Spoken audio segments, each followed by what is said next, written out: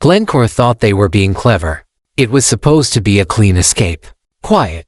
Strategic. Just shut the doors, cut the costs, dodge the regulations, and move the copper smelting to a place where no one would ask too many questions. That place. The United States, where environmental oversight seemed looser, labor cheaper, and profit margins wider. At least on paper. So in 2023, when Glencore announced it was shuttering the Horn smelter in Quebec, Canada's last domestic copper refining facility, it was packaged like a hard business decision. Not personal, just business. Just the way it goes in the global metals game. Over 1,000 Canadian workers were out of jobs, local communities were gutted, and the nation's 70-year tradition of domestic copper refining was brought to a screeching halt. If you enjoyed this breakdown, don't forget to like, subscribe, and drop a comment. Your feedback helps shape what we cover next, and you being here keeps the conversation going. Thanks for watching. See you in the next one. But Glencore forgot one thing. Canada doesn't go quietly. Because this wasn't just a factory closing. It was a trigger, a rupture, and what followed? A political, economic, and technological chain reaction that turned what could have been an industrial collapse into one of the most ambitious comeback stories in Canadian history. And the irony? The biggest loser of Glencore's so-called Great Escape wasn't just Canada, it was Glencore. Here's how this corporate breakup spiraled into a billion-dollar boomerang. Once the closure was announced, Glencore probably expected some noise. Maybe some angry press. A protest or two. What they didn't expect was for the United States to torpedo their Plan B with a 50% national security tariff on copper. Yeah, you heard that right. The United States, riding the wave of its protectionist policies, decided to slap a massive tariff on critical minerals like copper just as Glencore was rerouting operations south of the border. Their timing? Impeccably bad. The tariff was meant to protect American industries, but it ended up blowing a hole in the hull of Glencore's cost-saving dreams. Suddenly, their move wasn't efficient, it was expensive. Their escape route was blocked by the very country they thought would welcome them with open arms. And while they scrambled to figure out what went wrong, Canada was already moving fast. The shutdown of the Horn smelter hit like a wake-up call in Ottawa. For too long, Canada had allowed far-known giants to control and sometimes abandon its most vital resource infrastructure. That era. Over. What came next was not a press conference and a promise to look into it. It was a full-blown industrial counteroffensive. We're talking about a $6.4 billion United States dollars investment blitz into critical minerals. A brand new sovereign mineral fund, $2 billion strong, aimed at one thing, making sure Canada never had to beg a foreign company to stay again. Instead of chasing volume, Canada shifted gears. It pivoted to value. This wasn't just about digging more out of the ground. This was about refining, recycling, and innovating right here at home. From copper and nickel to rare earth elements and graphite, Canada doubled down on the entire value chain. Not just extraction but transformation. And here's where it gets bold. They didn't just rebuild the old model. They reinvented it. Canada began pouring resources into AI-driven refining technologies. Green mining. Circular economies that turn electronic waste into usable raw materials. No more dependency. No more shipping minerals abroad only to buy them back at a premium. This was about sovereignty. About self-sufficiency. About building a system that no longer bent to the whims of multinationals like Glencore. And the kicker. The private sector followed the lead. Suddenly, tech startups and green infrastructure firms were lining up for government contracts. Universities became hotbeds of mineral processing R&D. Former smelter workers in Quebec were retrained, not just for other jobs but for better ones. In higher tech facilities, in safer environments, in a supply chain that was smarter, cleaner, and future-proof. Glencore thought they'd pulled the plug. Instead, they lit the fuse. And over in the US, the chaos was just beginning. With domestic refining capacity in a nosedive and tariffs jacking up prices across the board, American manufacturers were suddenly facing a nightmare scenario. Supply chain bottlenecks, delays, soaring costs for electric vehicle production, renewable energy infrastructure, and national defense systems. Because guess what? Copper is essential for everything. While Glencore tried to dodge environmental regulations, they ran straight into a brick wall of protectionist policy. Meanwhile, Canada, once painted into a corner, was suddenly the one with the plan. with the money, with the strategy, with the momentum. The result? A total reversal of roles. The US, once seen as the safer, cheaper option, was now a regulatory minefield. Canada, with its clear industrial policy and tech-first approach, became a magnet for innovation and investment. And all Glencore could do was watch the market they tried to abandon transform without them. That's the thing about corporate short-termism, it's blind to the long game. Because while Glencore was calculating this quarter's cost savings, Canada was laying the groundwork for decades of industrial independence. And here's what makes this comeback truly wild: it's not just economic. It's cultural. For decades, Canada has been typecast as the polite exporter, quietly pulling resources out of the ground and shipping them off, letting others do the refining, the manufacturing, the value creation. Not anymore. Now, Canada is positioning itself as a resource power with brains. A nation that doesn't just extract but refines. That doesn't just react but innovates.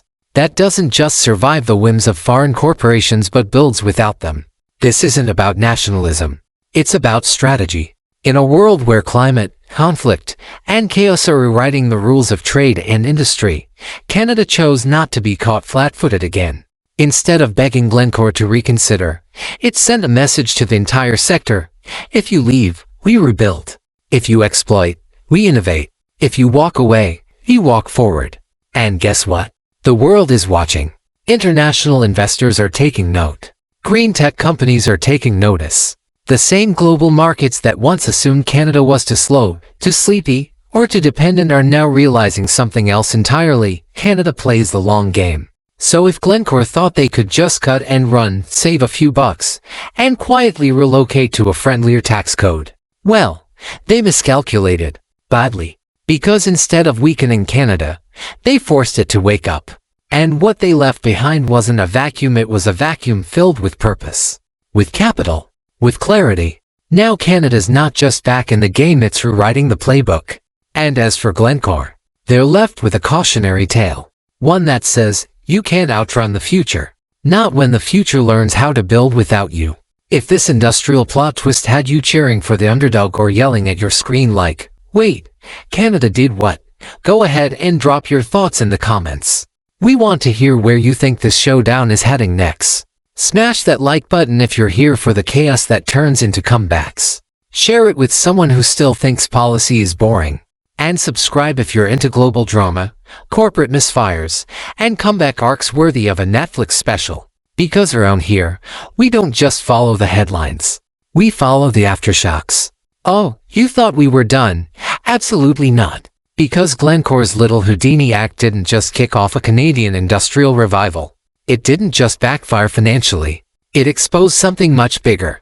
Something more important than one company's blunder or one country's revenge play. It revealed a turning point. A global inflection moment where nations are being forced to ask themselves one question: are we going to keep outsourcing our power to the highest bidder, or are we going to build it ourselves? And in that showdown, Canada decided to flip the script. Let's be honest. For decades, Canada has had a strange relationship with its own resources. Rich in minerals, metals, forests, energy, you name it. But too often, it acted like the polite supplier to the global economy. Dig, drill, export. Let someone else do the refining. Let someone else make the money. Canada was the storehouse, not the factory. And Glencore was the perfect example of that dynamic. A far-known behemoth, running one of the last copper refining plants in the country, profiting off Canadian resources, labor, and infrastructure, all while staying just long enough to reap the rewards before ghosting the second things got too expensive. Translation: the moment Canada started enforcing tougher environmental standards, Glencore bolted. But here's where it gets spicy. That moment meant to sidestep regulation ended up becoming the catalyst for one of the most aggressive, forward-thinking industrial reinventions in recent history. Because when Glencore shut down Horn and tried to vanish into the fog of cross-border opportunism, what they didn't count on was Canada deciding to do something radical: take control. And not just of copper, of everything. In weeks, the headlines flipped. What started as Canada loses final smelter turned into Canada launches $6.4 billion critical minerals strategy. News that had felt like a gut punch turned into a rallying cry. Ottawa and Quebec didn't panic, they mobilized. Politicians who rarely agree on anything suddenly aligned on this: no more letting foreign corporations dictate the fate of entire regions. The Sovereign Mineral Fund was announced, $2 billion, locked and loaded. Not to throw at corporations. Not to beg anyone to come back. But to invest in Canadians. In Canadian companies. In new startups. In researchers. In engineers. In communities that had been treated like collateral damage. And then came the masterstroke. Instead of replicating the old model raw extraction, low-cost exports, they built something smarter. Leaner. Future-focused. High-powered refining. Electronic waste recycling. Closed-loop mineral ecosystems where old iPhones became new copper feedstock. Industrial parks built their own green processing instead of pollution-intensive smelters. This wasn't just about replacing horn. This was about making horn look obsolete. You want to talk about revenge arcs? This wasn't revenge. This was evolution. And the transformation didn't stop at policy. All across Canada, a new kind of momentum took shape. The kind that doesn't come from desperation but from vision. Suddenly, universities in Alberta and Ontario were getting grants to research AI-based mineral analysis. Indigenous-owned mining and tech firms in the north started receiving capital to lead resource projects, not just watch them happen. High school robotics teams in Saskatchewan were being looped into pilot programs for green mining tech. This wasn't just economic. This was cultural. Because it wasn't just about building industry, it was about owning it, redefining it, making it Canadian in more than just name. And what was happening south of the border while all this unfolded? America, still caught in its own spiderweb of protectionist policies, was dealing with the fallout of its tariffs. The very same tariffs that were supposed to protect American refining turned out to be a boomerang. By slapping that 50% national security tariff on copper, Washington accidentally shot its own supply chains in the foot. Refineries began operating below capacity. Demand skyrocketed while supply bottlenecked. Prices surged. And companies relying on copper, like EV manufacturers, renewable energy startups, even aerospace contractors, started feeling the burn. Why? Because they suddenly realized that their copper didn't come from thin air. It came from a fragile network of global suppliers, and one of the most reliable ones had just been kicked to the curb. Canada was supposed to be the fallback. The quiet, cooperative neighbor. The safety net. But not anymore. Now, Canada was too busy building its own future to play sidekick to anybody else's. And that, right there, is where the real power shift happened. Because while the US was busy reacting to problems with patchwork tariffs, Canada was solving them. Proactively, strategically, systemically. They didn't just slap a band-aid on a broken supply chain, they redesigned the whole arm. And the world noticed. Suddenly, foreign investors weren't just looking to Canada for raw minerals. They were looking to partner on advanced manufacturing, battery supply chains, high-value exports. Countries like Germany, Japan, South Korea, all desperate for stable, ethical sources of critical minerals, began whispering, maybe Canada's the one to watch. Not just for extraction, for leadership. And Glencore, watching this all unfold from the sidelines, they tried to stay quiet. Tried to reframe the story, but the narrative was gone. They'd lost the plot. Because no matter how they spun it, history would remember this moment as the day they abandoned a country, and that country chose to rebuild without them. Not in protest, but in power. And the best part, this wasn't about nationalism or ego. This was about clarity. Canada realized that in a world defined by volatility, geopolitical tension, climate collapse, broken trade alliances, the only real path forward was control. Not isolation. Not retreat. Control. Over your own industries. Over your own resources. Over your own destiny. And when Glencore walked away, they gave Canada the excuse it needed to stop compromising. No more chasing corporations. No more please stay. No more tiptoeing around multinational interests. Canada put its money where its minerals were, and the result wasn't just a recovery. It was a renaissance. A new industrial model rooted in innovation, sustainability, and self-reliance. One that future-proofs the economy. One that creates not just jobs, but meaningful ones, high-tech, high-value, homegrown. So yeah, Glencore closed a smelter. But they opened a door. And through that door walked a Canada ready to lead, not just follow. If that's not a plot twist worthy of a slow clap, I don't know what is. And here's the thing, the best plot twists don't just change the story. They redefine the characters. Because by the time Glencore ghosted the horn smelter and packed their bags, they weren't just a multinational resource giant. They were a symbol. A very loud, very expensive reminder of what happens when power is left unchallenged. When critical infrastructure is handed over to entities with zero long-term loyalty. When a country lets itself be treated like a pit stop on the road to higher margins. And Canada stopped being the quiet neighbor with politely folded hands. It stopped being the resource-rich doormat for corporate convenience. When push came to shove, Canada stood up not with anger, but with blueprints, with budgets, with billion-dollar plans and the receipts to prove them. And it wasn't just about filling the gap Glencore left. It was about flipping the entire narrative. For decades, the global resource economy has been dominated by the same formula: dig here, refine there, profit elsewhere. Local communities bear the environmental scars. Workers get pink slips the moment the spreadsheet starts to sweat. And national governments, they're expected to smile, nod, and offer tax breaks. But not this time. Canada took one look at the broken formula and said, we can do better. Because if a smelter can disappear overnight, then maybe it never should have been a single smelter to begin with. Maybe critical minerals shouldn't be concentrated in the hands of one company or one facility. Maybe it's time to distribute that power, to democratize the process, to diversify not just the sources of supply, but the entire industrial architecture. And that's exactly what they did.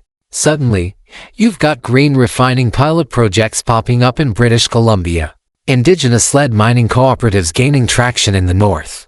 High-powered recovery systems at recycling centers in Ontario pulling rare earth elements from old electronics like they're harvesting modern gold.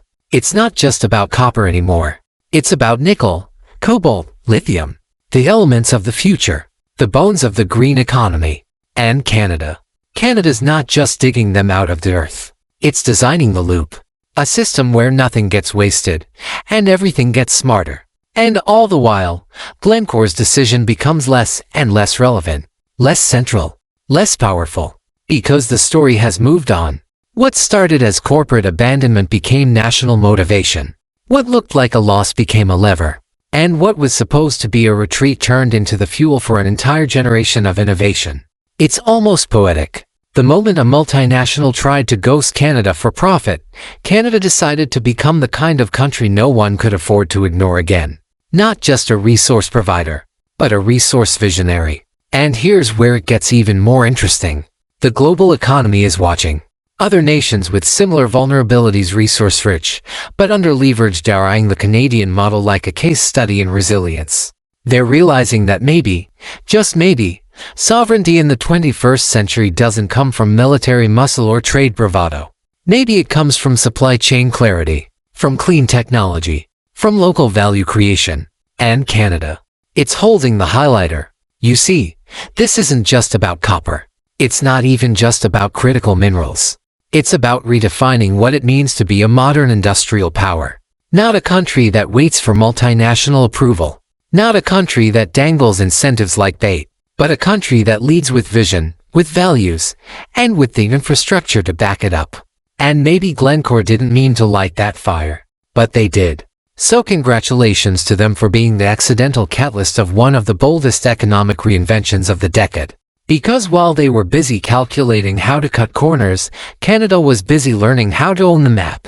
And now, the next time a multinational thinks about walking away from Canadian soil, they'll have to ask themselves, are we leaving an empty lot or are we giving this country an excuse to build something better? If you've been riding this roller coaster with us and you're feeling that mix of outrage and optimism, you know what to do. Tell us in the comments, should more countries do what Canada did? Should industrial policy punch back harder when corporations pull out? And hey, if you're into stories where the underdog flips the script, like, share, and make sure you're subscribed. Because this isn't just drama, it's design. The new world economy is being built, and Canada just might be holding the blueprint.